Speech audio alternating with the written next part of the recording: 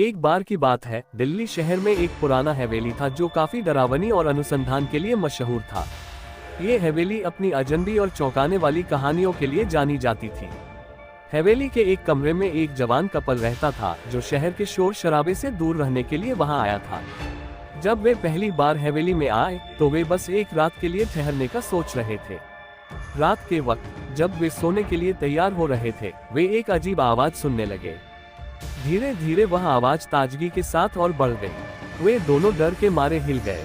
उन्होंने अपने अंदर की हिम्मत इकट्ठी की और देखने के लिए उठे। जब वे उठे तो वे एक सुंदर लेडी को देखा जो एक विंग वाले कपड़े में लिपटी थी। उसके पास एक चिराग था जो चमक रहा था। वह चिराग अपने आप में आंधियों की तरह चल रहा था और वह सुनहरे रंग की रोशनी फैला रहा था। लेकिन जैसे ही उन्होंने उस लेडी के पास आगे बढ़ाया, वह एक मूर्ति बन गई और चिराग बुझ गया। उन्होंने सोचा कि वह लेडी भूत है और वहां के सभी भूत प्रेत को उसे रात में बचाने के लिए उसकी मदद चाहिए। वे वहां के पुराने बाबा के पास गए और उनसे अपनी घटना साझा की।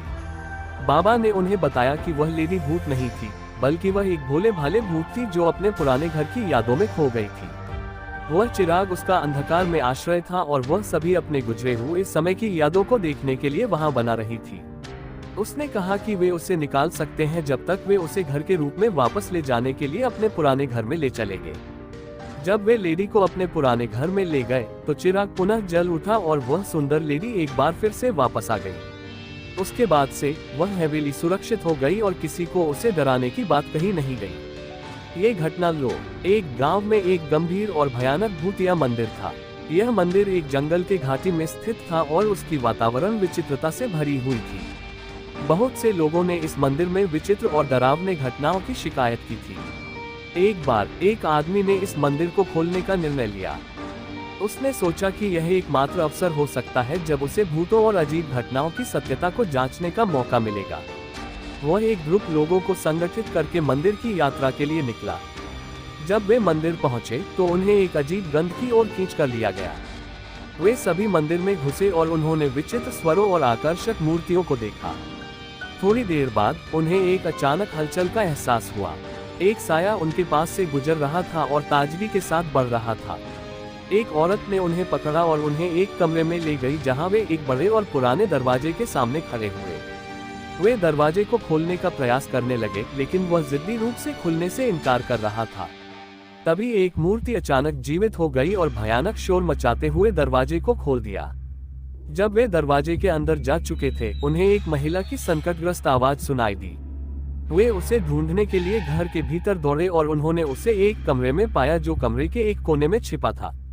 उसे देखकर वे चौंक गए क्योंकि उसका चेहरा बहुत भयानक और रूखा था।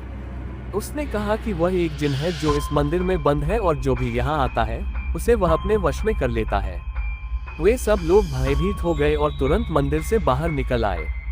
वे सभी डर के मारे और भगवान का धन्यवाद करते हुए अपने घरों की ओर लौट गए। इस घटना के बाद से मंदिर को अधिकांश लोग दूर रखने लगे और कहानियों के रूप में इसे गुजारे वाले भी। एक बार की बात है, एक बड़े और पुराने विले में एक परिवार ने अपना नया घर खरीदा।